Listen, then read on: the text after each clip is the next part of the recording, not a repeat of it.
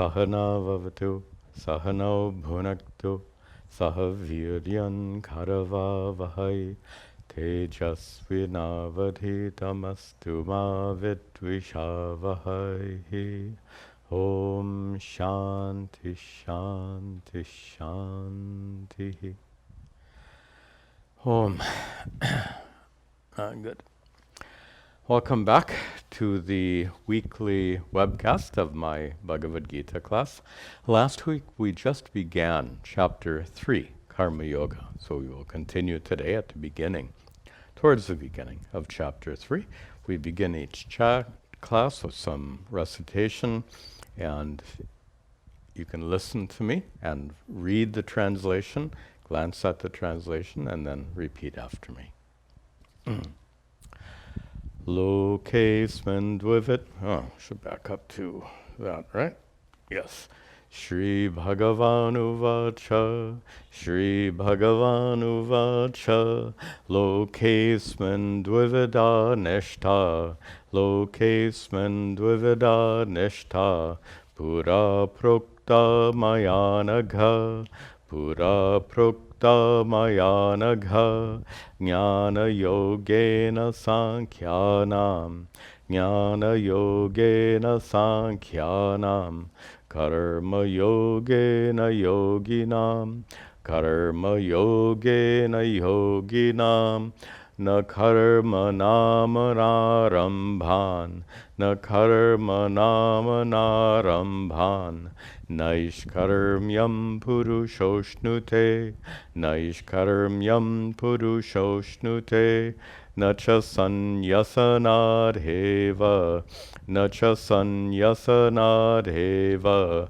Siddhim samadhigacchati, Siddhim samadhigacchati, Nahi kaschid kshanamapi, Nahi kaschid kshanamapi, Jatutishtatya karma krita, Jatutishtatya karma krita, Karyate hyavashah karma, Karyate hyavashah karma, Sarva prakriti jairgunaihi, Sarva prakriti jairgunaihi, Karmendriyani samyamya, Karmendriyani samyamya, Yahaste manasa smaranna, Yahaste manasa smaranna, Indriyarthan vimudhatma,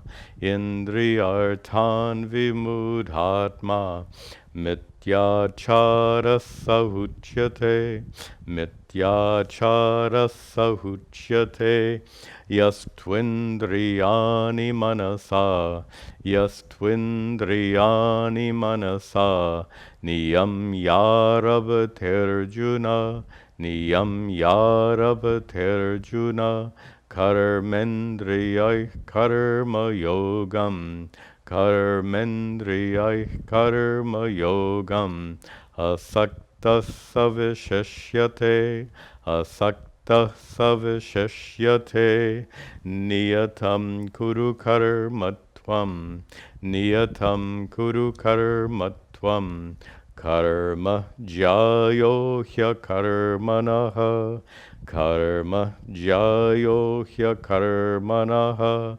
Sharira yatra pichate, Sharira yatra pichate, Na prasidhyera karmanaha, Na prasidhyera karmanaha, Yajñarthat karmanon yatra, Yajñarthat karmanon yatra, Loko yam karma bandhanaha, Loko yam karma bandhanaha, Tarartham karma kaunteya, Tarartham karma kaunteya, Mukta sangha samachara, Mukta sangha samachara.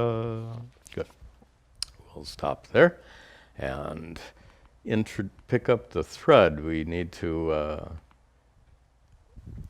to go back to Sri Krishna's opening statement. The statement with which Sri Krishna opens his teachings in this chapter is by distinguishing two lifestyles. And you see in the third line, Sankhyanam, for the followers of Sankhya, which means specifically for sannyasis, for Hindu monks, for those who have renounced ordinary worldly activities, is one lifestyle. The second lifestyle in the last line, yoginam. And here yogi means karma yogi, for those who have not renounced the life, for those who have not renounced ordinary activities of life, for those who are engaged in worldly activities, those who are practicing karma yoga. So yoginam means karma yoginam, those who are practicing karma yoga. And that's what Sri Krishna teaches here, and that is for the renunciates, for the sannyasis, they should proceed primarily by the path of yoga, by the path of jnana, often called jnana yoga, the path, so-called path of seeking spiritual wisdom, and yoginam, for those who have not renounced the world, who are engaged in worldly activities, they should follow karma yoga. They should be engaged in their worldly activities, but with the attitudes dictated by Sri Krishna when he explained karma yoga. Now, this leads to a common confusion. In fact, one question that came was, is it possible, good question, a question many people ask, is it possible for the same person to simultaneously practice jnana yoga and karma yoga? That is, for the same person to simultaneously pursue spiritual wisdom and at the same time to practice karma yoga. In fact, you must practice both of them simultaneously. They're not at all mutually exclusive. Here in this verse, Sri Krishna is saying that the two lifestyles are mutually exclusive. You're either going to renounce the world or you're not. There's really no in-between point. So we can say that these two lifestyles are mutually exclusive, but not the practices of jnana yoga and karma yoga. We can say that for the sannyasis, for those who have renounced conventional worldly life, they will primarily be focused on jnana yoga and secondarily on karma yoga. Why secondarily on karma yoga? Well, they've renounced most activities, but not all, as we'll see in just a few moments. And then for the karma yogi, those who are engaged in worldly activities, we presume most of their time is going into their daily activities and less time into spiritual study and sadhana. Therefore, for the karma yogis, for the so-called householders, grahastas, their primary practice will be karma yoga, since that consumes more of their time, and jnana yoga, specifically scriptural study, will still be part of their spiritual practice, but in a secondary sense.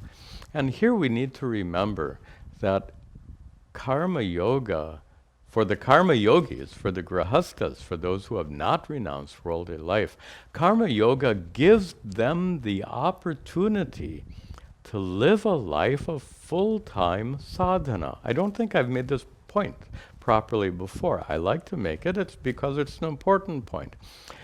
People conclude that the sannyasis, those who have renounced the world, they have the advantage of being able to live a life of full-time sadhana, 24/7, as we say nowadays. And they compare that to the karma yogis, whose sadhana is limited to the few hours a day they can devote to like scriptural study and meditation. This is actually a misnomer, because for the karma yogis, listen carefully, when the karma yogi practices karma yoga, as you remember from our prior discussions, karma yoga transforms ordinary worldly activities into spiritual practice. So going to work becomes a spiritual practice. Taking care of your home becomes a spiritual practice. It's all spiritual practice in this way. The karma yogi, just like the sannyasi, Hindu monk, the karma yogi can also lead a life of full-time spiritual practice. Can lead. Not that, and here's where things are challenging. It's challenging for the sannyasi, the monk, not to be drawn back into worldly activities and thereby fail to live a life of full-time spiritual pursuit. In the same way, it's a challenge for the householder, the karma yogi, not to slip away from the attitudes of karma yoga so that going to work is just going to work. It's no longer a spiritual practice. Taking care of the home is just taking care of the home. It's no longer a spiritual practice. That can easily happen to a householder when they are not so diligent about maintaining the attitudes of karma yoga. We discussed some of those attitudes before, in particular recognizing that you are the mere agent of action. It is Ishvara, God, who determines the results of your actions, and to see yourself in a relationship with Ishvara at all times throughout the day, that it is Ishvara, God, from whom you are receiving the results of whatever you do. And this attitude then turns your ordinary daily activities into prayer. Going to work becomes a form of prayer. Taking care of the home becomes a form of prayer if you do those activities with a prayerful attitude. First and foremost, karma yoga is maintaining a prayerful attitude towards all your activities. There's much, much more to it. There's so much to karma yoga, as I've commented before. The topic starts in Chapter 2. Chapter 3 is dedicated to karma yoga, and the topic comes also in chapters 4 and 5. And then when Sri Krishna is summarizing the teachings of the Gita in chapter 18, karma yoga comes back once again. So it's an important topic. It's a big topic, and there's much more to be said. In fact, in today's class, I think we'll get that far. We'll see yet another aspect or dimension of karma yoga as we proceed. Okay. Just to bring us back to our text, we said that the sannyasi, the one who has renounced the world, still does some actions. As a minimum, that sannyasi has to do something to arrange for his or her food, meals. In old times, they would actually go out and beg for food. And if they don't go out and beg in food, they have to make some arrangements. Well, those are karmas, are they not? Actions. So whatever actions a sannyasi does, that sannyasi had better adopt the attitude of karma yoga while engaged. Sorry about the interruption. We had a little computer problem. So I mentioned that even a sannyasi is going to be involved in some kinds of karma, if at all, if it's just to arrange for food, for bhiksha, it's called for a sannyasi. And that's why we saw in the end of the last class, where Sri Krishna says, Nahi kaschit kshanamapi jatu tishtati akarma krita. No one can remain for even a moment without being engaged in some kind of action. Performing action is normal, it's natural. Therefore, karma yoga redirects those natural, normal actions into being a kind of spiritual practice. Okay, that's where we left off in our last class. We continue now. Yes. Karmendriyani samyamya, karmendriyani samyamya, yahaste manasa smaran, yahaste manasa smaran, indriyarthan vimudhatma, indriyarthan vimudhatma, mityachara sahuchyate, mityachara sahuchyate. I'm smiling because this verse brings us back to my story about the Mauni Baba. Remember that story? I'll just remind you. We saw it, I think, in a prior class. When I was living in Rishikesh, I went up into the hills nearby Rishikesh to meet this Mauni Baba. Mauni means he hadn't spoken. He took a vow of maintaining silence, and for 10 years at that time, he may still be living in that cave, I have no idea. But when I went there, this would be in the late 1980s, when I visited him, he had already been living in that cave for 10 years, practicing maunam, silence. And if you remember, my surprise when I arrived at that cave to see him sitting outside the cave reading a newspaper. Now, for a renounced monk, reading a newspaper doesn't make any sense. If you're going to renounce the world and live in a cave, why bring a newspaper with you? Anyway, I had mentioned some other things about him in a prior class. We won't recall all of that.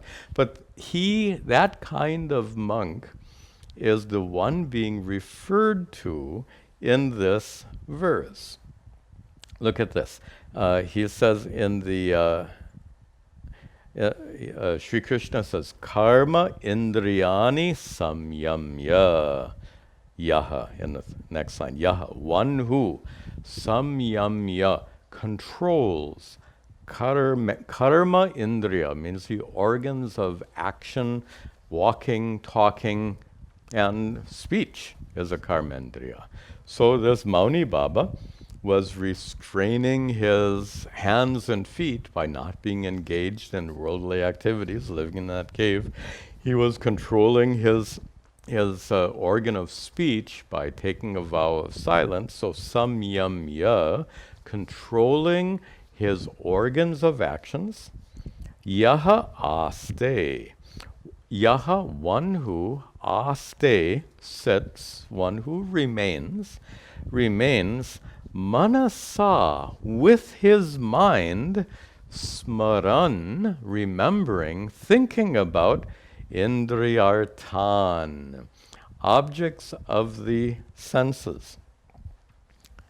Things like newspapers. and indriyarthan, objects of the senses, means worldly things, like what's happening in the world, which you learn about by reading a newspaper. So look at the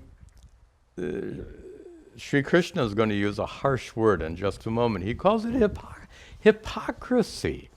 This Mauni Baba had withdrawn from the world, yet he brought part of the world along with him into that cave. If he was absolutely sincere about just being in that cave and performing spiritual practice, why bring a newspaper? This is Sri Krishna's point. So if he controls, if he withdraws from worldly activities, but goes on manasa, with his mind, smaran, thinking about, remembering, indriyarthan, all the things he left behind, that person is, according to Sri Krishna, that person is vimudha atma. And here atma means mind. Vimudha is one whose mind, whose thinking is distorted, perturbed.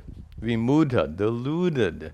And saha uchyate, in the last line, such a person is called mityacharaha, one whose achara, conduct or behavior, is mithya, false. And that's a common word for hypocrite. such a person is a hypocrite. So here Sri Krishna speaks very, very harshly about those, I think in Hindi you call them pakandi sannyasis, is that the right word? False sannyasis, pretending sannyasis, those who appear to renounce the world but are still, at least in their minds, they continue to be engaged in worldly activities. This is not true renunciation. This is hypocritical renunciation. In Sri Krishna's way of thinking, it would be better for such people not to renounce the world and go live in a cave. They're not ready for it.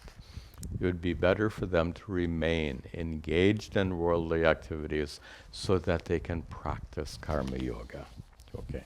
Now we get the flip side of that. So verse 6 is the hypocrite, but verse 7 is the true sannyasi. And where Sri Krishna says, Yas twindriyani manasa, Yas twindriyani manasa, Niyam yarabhaterjuna, Niyam yarabhaterjuna, Karmendriyai karma yogam, Karmendriyai karma yogam, Asakta savishishyate, Asakta savishishyate. Yaha tu. You have to break the words apart. Yas twindriyani is yaha tu indriyani. Tu, but yaha, one who, indriyani, the senses, including the organs of walking and talking and speech, niyamya in a second line. The person who niyamya, having controlled the senses, manasa, with the mind, and that person, arabhate karma yogam. Arjuna, O Arjuna, that person who arabhate engages in karma yogam. In karma yoga, karmendriyaihi, with his organs of action. So here, in the first line, indriyani is ambiguous. It could mean organs of action, but later in the third line, Sri Krishna again refers to karmendriyas, organs of action. Therefore, indriyani in the first line cannot mean karmendriyani. It has to mean jnanendriyani. Has to mean the organs of our senses, sight, hearing, taste, smell, and touch. So yahatu indriyani, the one who niyamya, restrains his senses, not restraining. So the Mauni Baba in the cave wasn't restraining his senses, right? He was using his eyes to read the newspaper. I don't know if he had a radio, but he might have. Actually, people would go and visit him, and he would listen to them and perhaps get the latest gossip from the people who would visit. They would visit him to give him food, and perhaps he would get the latest gossip from them. So he was controlling his body by being in that cave, but he wasn't controlling his senses, sight, hearing, smell, taste, and touch. Sri Krishna here in this verse turns it around and says it's more important to control your senses than it is to control your body. Sri Krishna says the person who controls his or her senses, karmendriyani yamya, the person who controls his or her senses, and arabhate, engages in karma yogam, engages in worldly activities with the attitude of karma yoga, karmendriyani, with one's body, with one's karmendriyas, the organs of action, including walking, talking, and speaking. So the contrast here. The Mauni Baba failed to restrain his senses, but he restrained his body. In this verse, Sri Krishna says, the one who's better is one who restrains his or her senses, but engages the body in karma yoga. Karma yogam, arabhate karma yogam. The one who engages in worldly activities, asaktaha, in the last line, being detached. And here being detached is one of the aspects of karma yoga. Remember, we described that when you do an action, recognizing that you have no control over the result, recognizing the result is not in your hands, the result is in Ishvara's hands, this perspective leads to a kind of detachment with regard to that action. So asaktaha, that person who is detached, that person who is practicing karma yoga, saha vishishyate, that person excels. That person is special. As compared to the hypocrite controls his body but doesn't control his senses. As opposed to that hypocrite, the one who controls his or her senses and engages the body in karma yoga, that person excels. That person is superior. And once again, the karma yoga is so important because it takes our natural inclination to be active and extrovert. Most people don't like to just sit. We all like to sit for periods of time and relax. But eventually, most people will get bored and they'll want to get up and do something. The point here is that to be active is natural.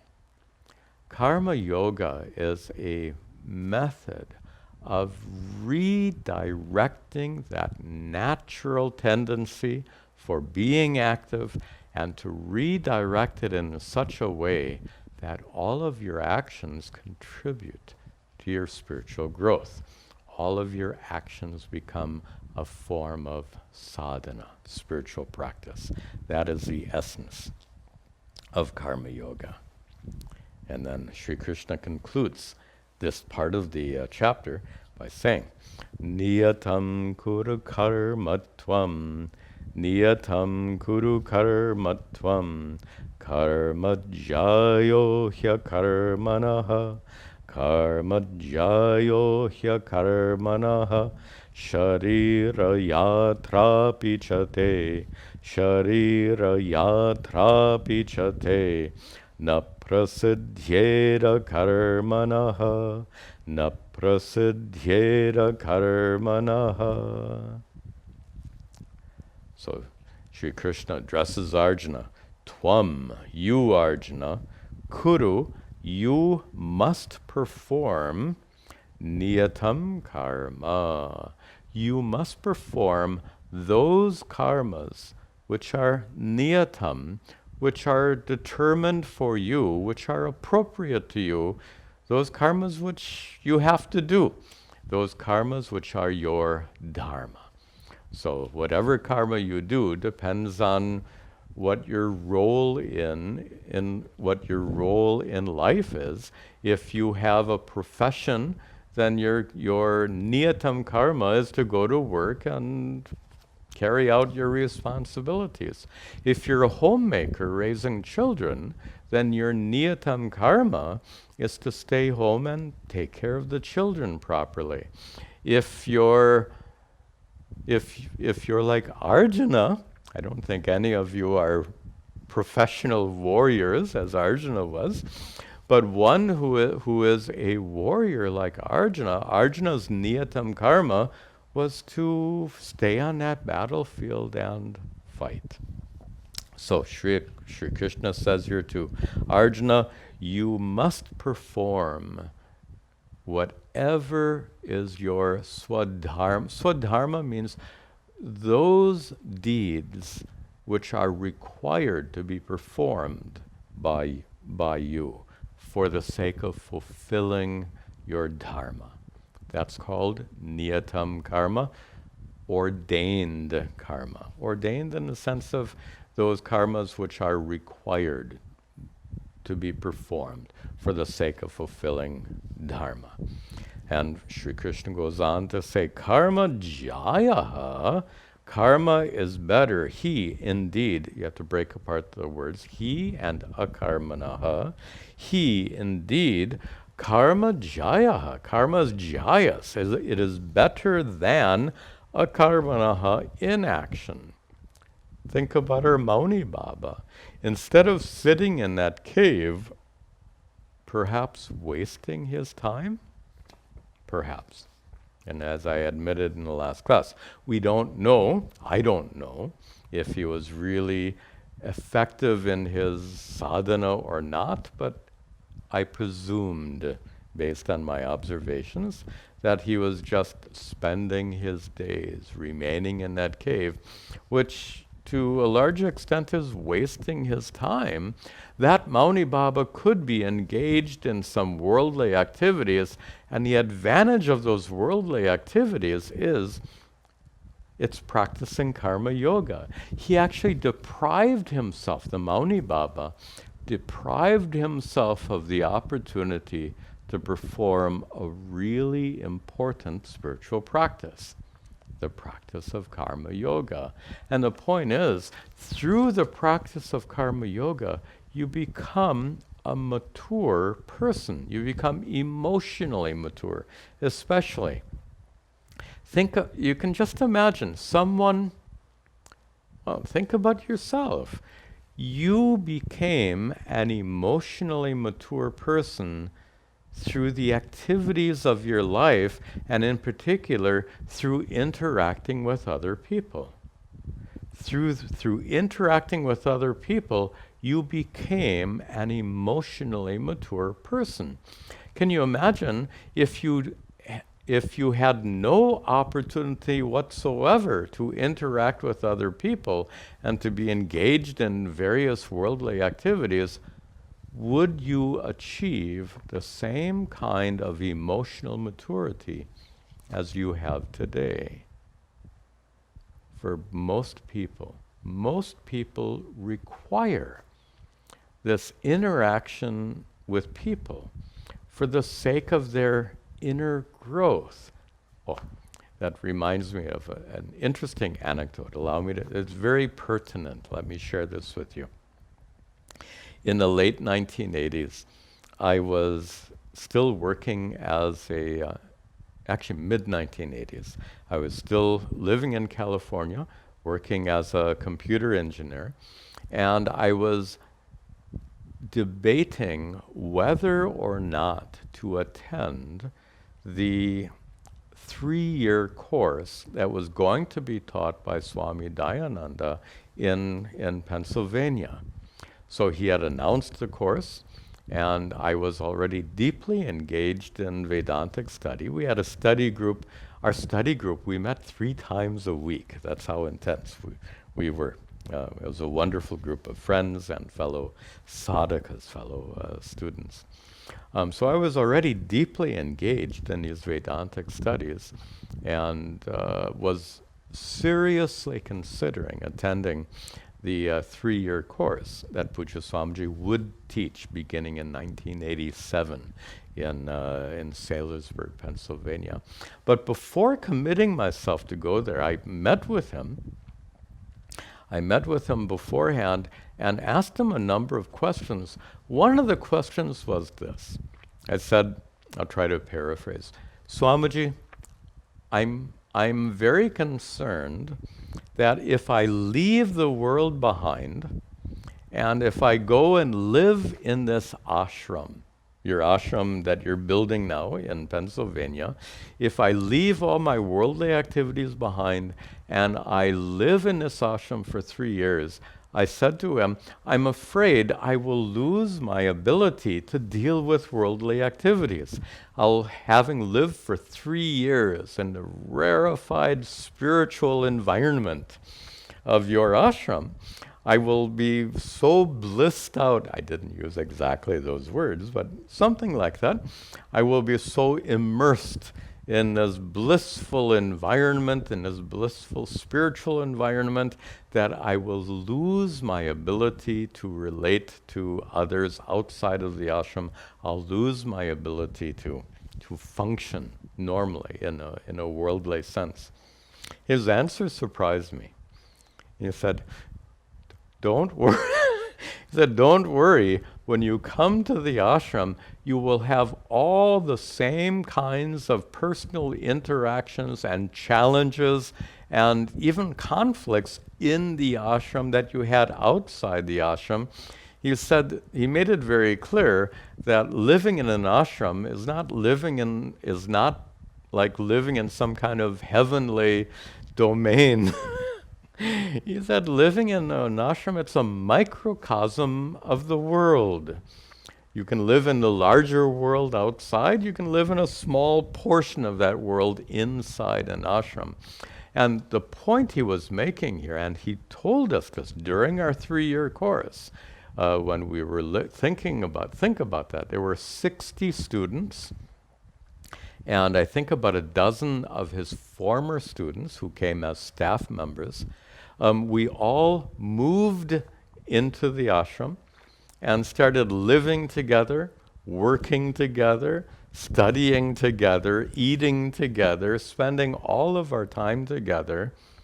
You can imagine that there were some conflicts, some disputes between us. It first of all took an adjustment just to get used to living together, and then living together over 3 years, there were plenty of interpersonal conflicts and problems.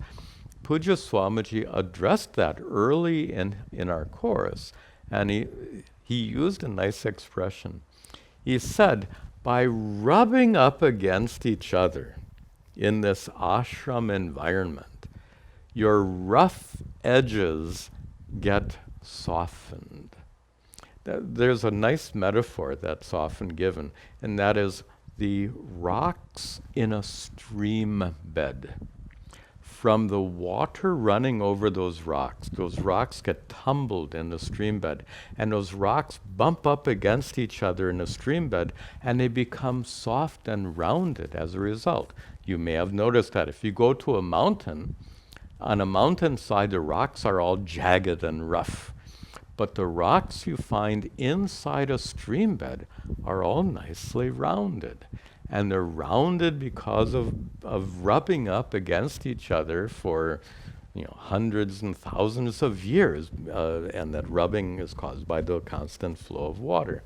So this is a metaphor that Pujya Swamiji used to instruct us that by living together, we will bump up against each other, metaphorically speaking, and in doing so, our rough edges will get rounded. That's the emotional maturity I was speaking about just a few minutes ago. That emotional maturity is crucial, not just for spiritual growth, but for being a good, solid person. We need that emotional maturity.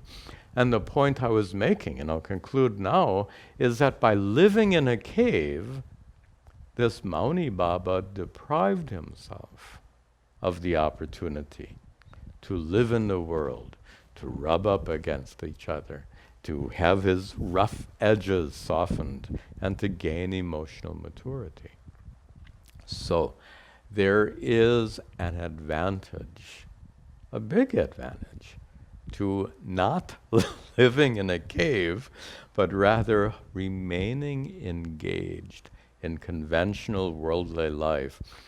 In Pujya Swamiji's view, it is the best setup for spiritual growth. And he took it a step further. He even said, getting married allows you to rub up against your spouse, and it's even a better opportunity for spiritual growth. So he encouraged all of his students to be fully engaged in worldly life, to get married if they wanted to, and to gain spiritual growth, to gain emotional growth and spiritual growth in that manner. Of course, he recognized that some few of his students were not so inclined to get married and do all of that, and then he helped those students, like me, to become sannyasis. So he understood that worldly life is great for most people, but for a few people it may not be the most suitable lifestyle. So here he says, karma jayaha hi akarmanaha. Karma, being engaged in worldly activities, careful now, being engaged in worldly activities with the attitudes of karma yoga. Otherwise, you're just working to fill your belly. And I'm sorry to speak so sarcastically here, but most people live, I find it very sad to live a life of hard work merely to fill your belly, to have a little bit of enjoyment and pleasure in life, and then to die.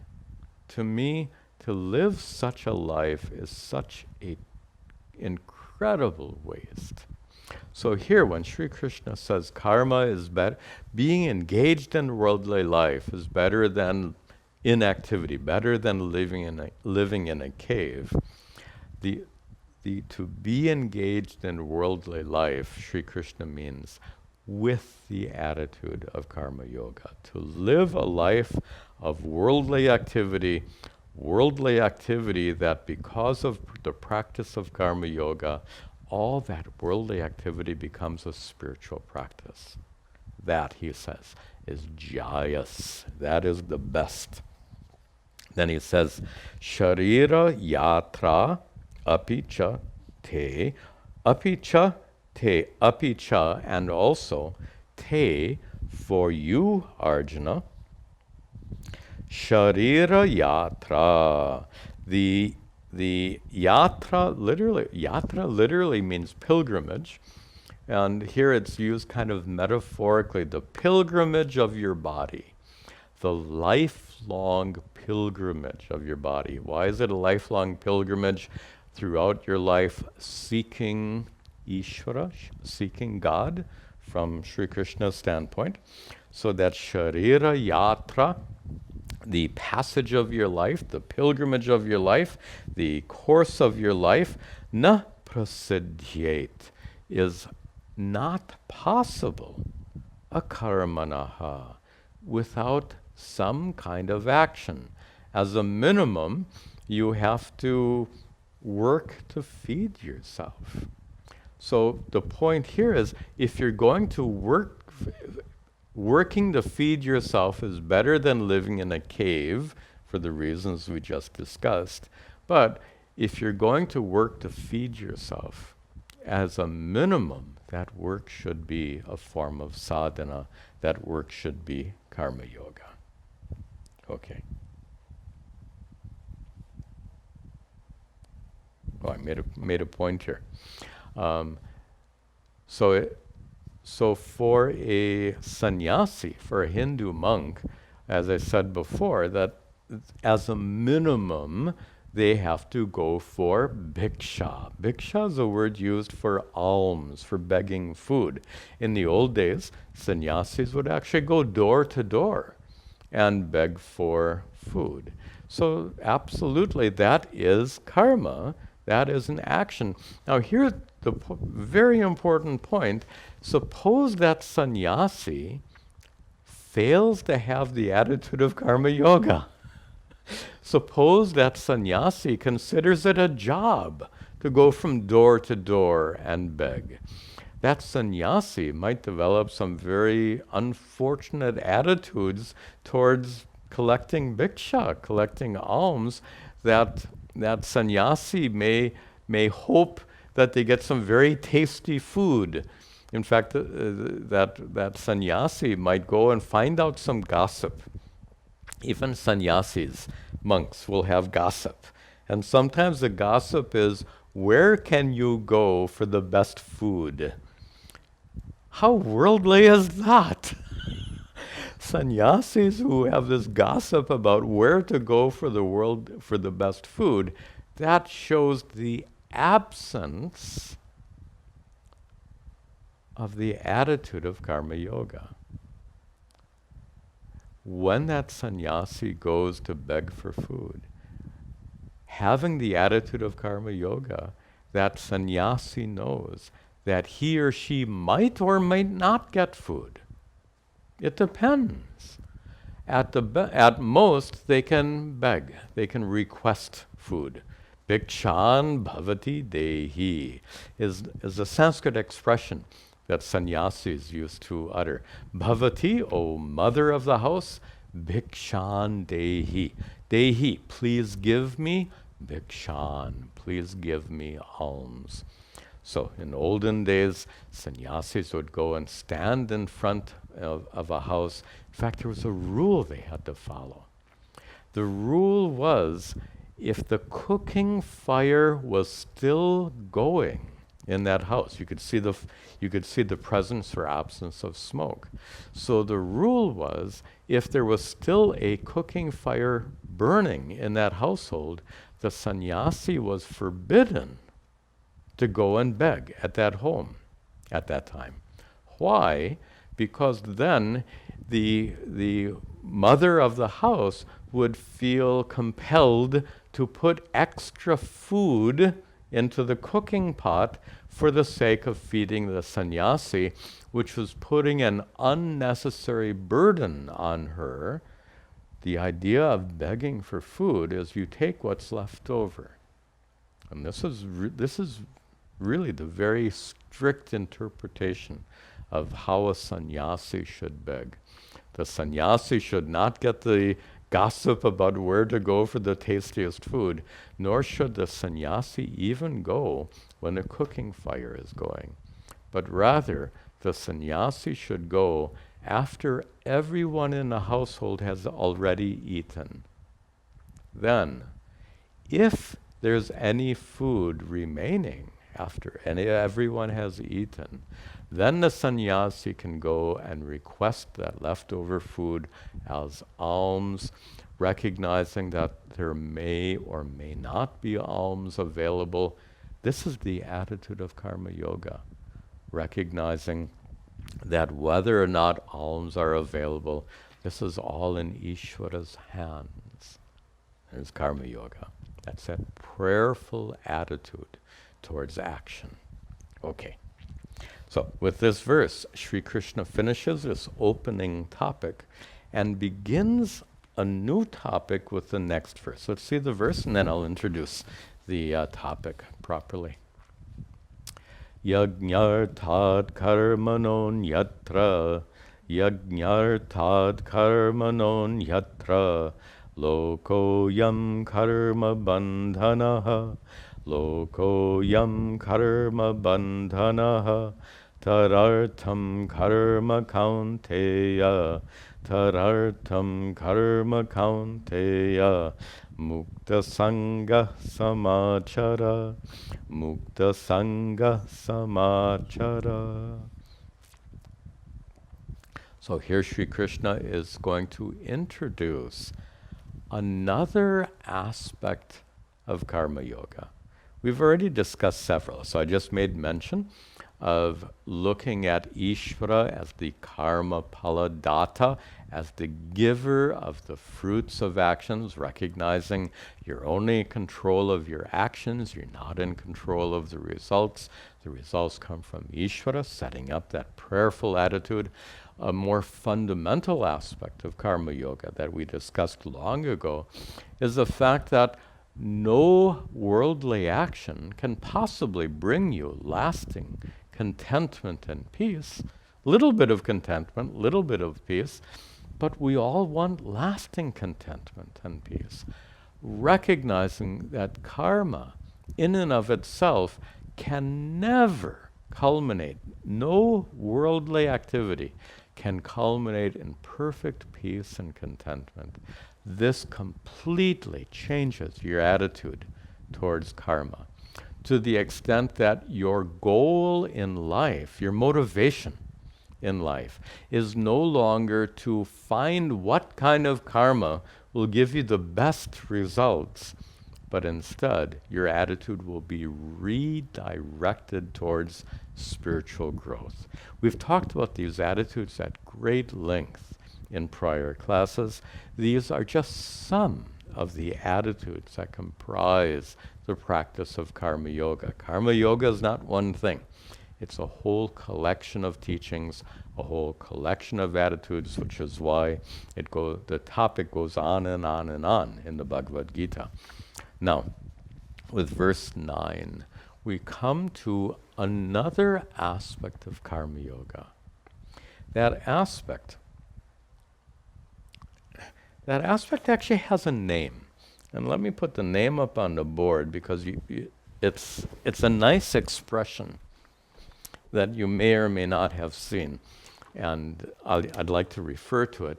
So the new aspect of karma yoga that we're about to discuss is called Ishvara Arpana. Is it still on the board? Yes. Ishvara Arpana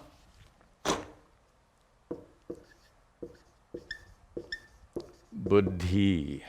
Buddhi means attitude. The attitude of Arpana, offering unto Ishvara. Ishvara Arpana Buddhi. The Buddhi here means attitude. The attitude of making Arpana, making offerings to Ishvara. This is the next topic. We're towards the end of our class, so we'll introduce the topic and then get into the verses in detail in the next class. There we are. So, instead of seeing the verse, let me give you the idea of what is Ishvara Arpana Buddhi, an attitude of offering to God, to Ishvara. Many of you, some of you perhaps, will have this very beautiful habit of saying a prayer, Krishnarpanam Astu. Astu, may this be. Krishna Arpana, an offering unto Krishna. In fact, some of my students have told me that when they were children, they were taught to write that in school. They were taught to write that at the top of each page that they were working on. Krishna Arpana Mastu. May this study be an offering unto Krishna. Very beautiful attitude to think of actions and your whole life as being an offering made unto God, unto Ishvara. But what exactly does it mean to offer an action or a deed unto Ishvara? I made up this absolutely silly story to show a counterexample. Suppose there's a thief who was raised in India with this idea of Krishnarpana Mastu, and as this thief enters a bank for the sake of robbing the bank, as the thief opens the door, he says, Krishnarpana Mastu. Huh? In what sense is robbing a bank an offering unto Krishna? Whatever money he takes from the bank, do you think he's going to go to a temple and put it in the hundi of the temple and physically offer that money to Ishvara? He's not going to do that. He's a thief. So let's just, the problem here is that idea of offering an action to the Lord. Ishvara, Krishnarpana Mastu, may this be an offering unto Krishna. It can't just be lip service. It's not just words. It's an attitude. What is that attitude? Ishvara Arpana Buddhi. The Buddhi, the attitude of offering unto Ishvara. And there's a nice metaphor to describe it.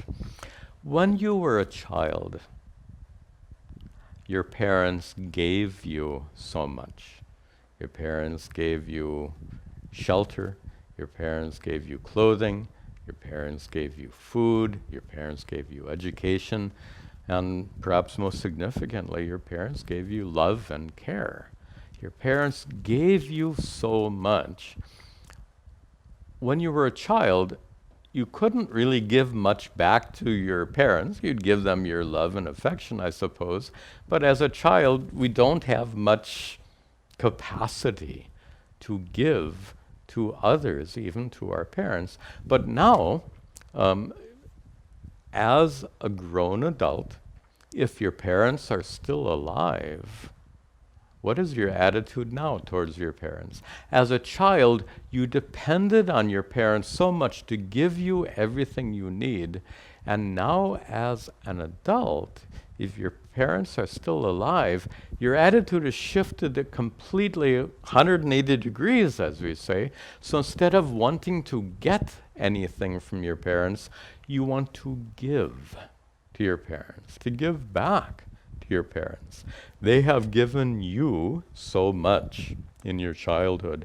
Now, as an adult, you have an opportunity to give back to your parents.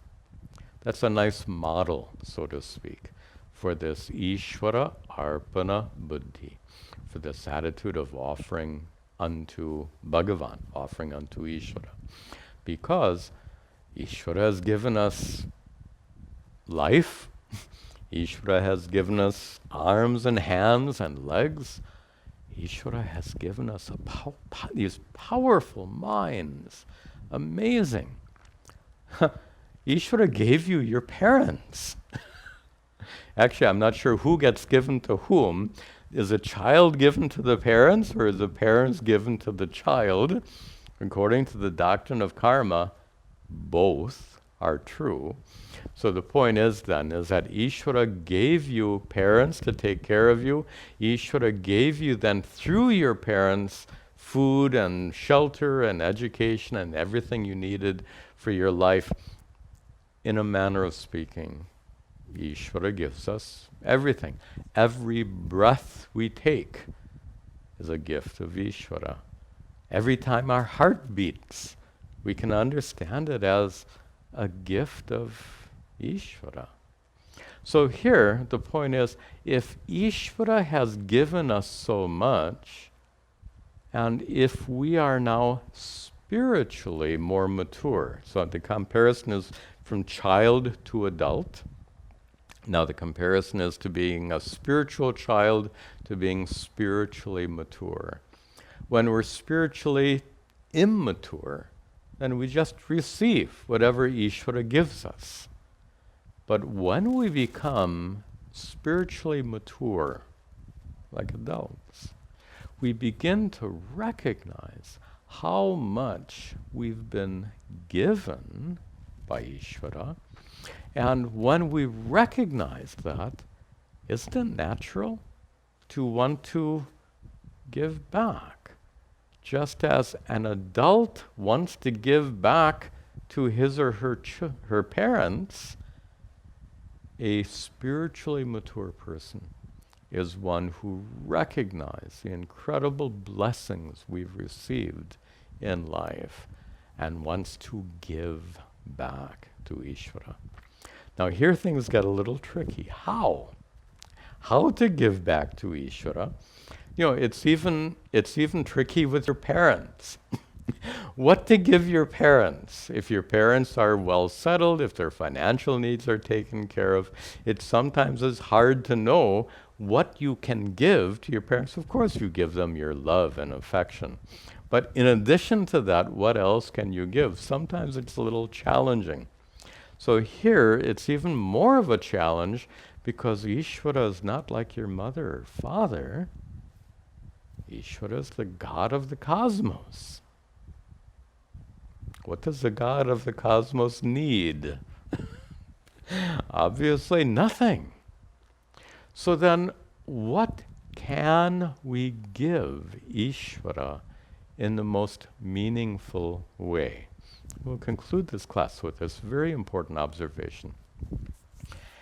The best thing you can give your parents is to be actually, this is true. The best thing you can give your parents is to be a good person. That's what your parents want. Your parents want you to grow from childhood into a mature, intelligent, loving, caring, dharmic, righteous person. Your parents want you to grow to be a good person. Now, as I said, Ishvara is not like your mother or father, but by analogy, if Ishvara was like your mother or father, what would Ishvara want from you? Ishvara would want you to be that good person, that intelligent, loving, caring, righteous, dharmic person. So when we meet next time, we'll discuss how making an offering to Ishvara, Ishvara Arpana Buddhi, this attitude of offering our deeds to Ishvara, ends up meaning to set aside your own agenda and follow Dharma. To follow Dharma consistently in any and all situations. This, metaphorically, is what Ishvara wants. Ishvara wants us to follow Dharma, and by following Dharma, we dedicate our deeds to Ishvara. This turns out to be another important aspect of Karma Yoga that Sri Krishna teaches here, beginning with verse 9, and we'll see that when we meet next time. Om Sarve Bhavantu Sukhinaha Sarve Santu Niramayaha Sarve Bhadrani Pashyantu Ma Kaschad Dukkha Bhag Bhaveta Asato Ma Satgamaya Tamaso Ma Jyotirgamaya Mrityorma Amritangamaya. Om Shanti Shanti Shanti. Om Tat Sat.